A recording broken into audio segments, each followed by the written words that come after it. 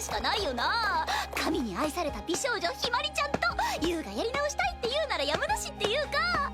お前めっちゃ喋るね。喋りますよ。さすがの私も恥ずかしすぎるもん。うおそんなに私のこと好きなら本当に付き合っちゃう？ Alright, so once again, my friends, we're here to talk about can a boy-girl friendship survive, and we have a lot to talk about this episode. Once again, the story and the writing and the character renditions are just all over the place. I talked about it in nauseam last week about how I feel about this stupid-ass storyline of the school shutting down his business and making demands of him. And his older sister had to go to school, and they're like, you need to make a decision. He either refunds them or shuts down his business. You can't tell him to do anything. The only thing the school has the power to do is to say, pretty please, no longer make any of your stuff here at school. They cannot dictate. They shouldn't even legally be able to request for him to refund a single cent to anybody. And that drives me nuts. So I absolutely abhor, I hate, I think it's dumb, I think it's silly, and I think it's unneeded for the context and the purpose of the story, which is just a really, really bad romance story between you and between Himari. And then you have Enomoto there. The rest is all just for show to take you away from the realization that the author is a little bit doo-doo at writing romance because they have not succeeded at all whatsoever yet. We had a moment where, earlier in the season, we had a moment where, there was a breakthrough, and then they undid all of that. And then they said, just as a reminder, it was that Tokyo stuff, right?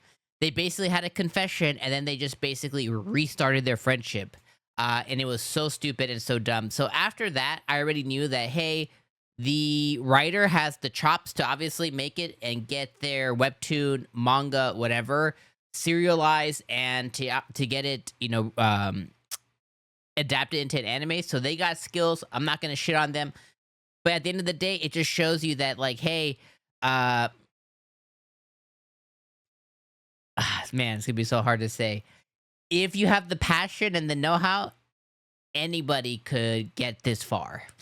Oof, that's so rough to say. It feels like I'm shitting on the author. Sorry. But it's just not really a good story. So now let's talk about episode number 8. So the whole thing about this is, at this point, Yu has realized that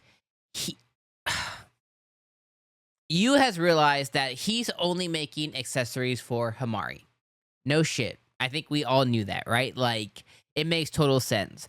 But that's no different than a singer who, writes their own lyrics, only writing lyrics because of their girlfriend or lover or significant other or whatever. This happens all the time, especially in R&B music and pop music. Most music is written about their life experiences, and a lot of times when it's romance feeling, right, when it has to do with love or betrayal or whatever, it's written for one person. There's been people who have created whole effing albums that are just dedicated to one person. A really, really, a legit pool is there's a famous Phil Collins song, and probably the only reason you know this Phil Collins song that's been in movies like Tarzan and shit is because he wrote the song because he got gay in a divorce with his wife. It happens all the time. So I think it's just so silly for him to be like, oh my god, I'm only making accessories for Himari. It's yeah, but you have built a customer base who is saying these products are good because he's building accessories. Yes, he may have his one-sided love in mind, this is going to look good on Himari, but this is also going to look good on almost every other girl who decides to wear it too. You're in the accessory, you're in the jewelry accessory business. Doesn't matter if you have her in mind or not.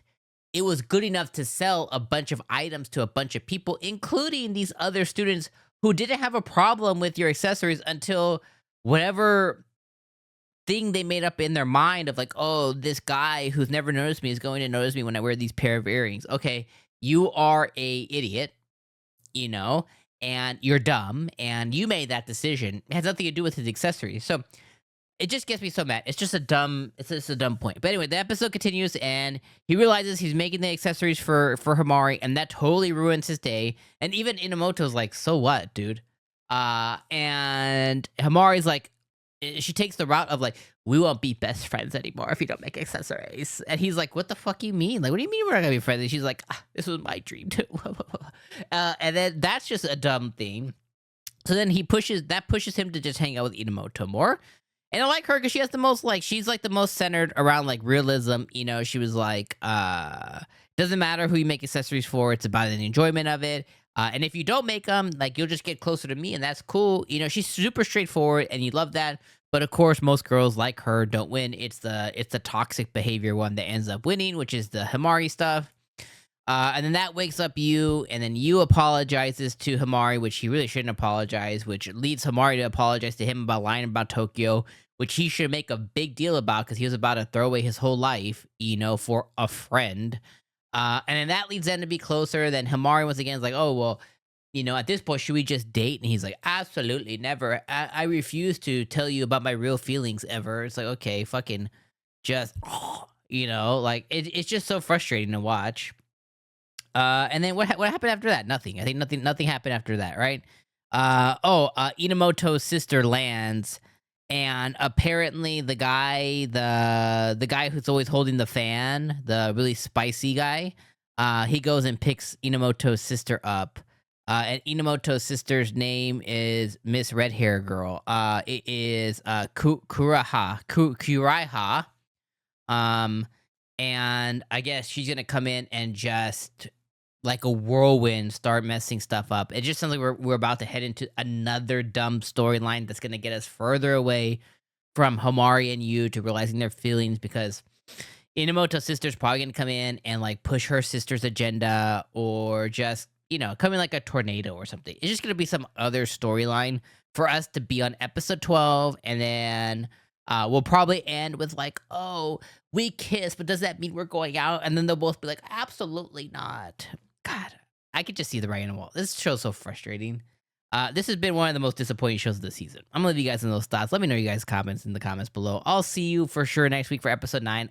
Will I shit on it more? Will I be impressed? I don't know. Let me know you guys' thoughts in the comments, but this has just been such a disappointing show. All right. Peace out, my friends.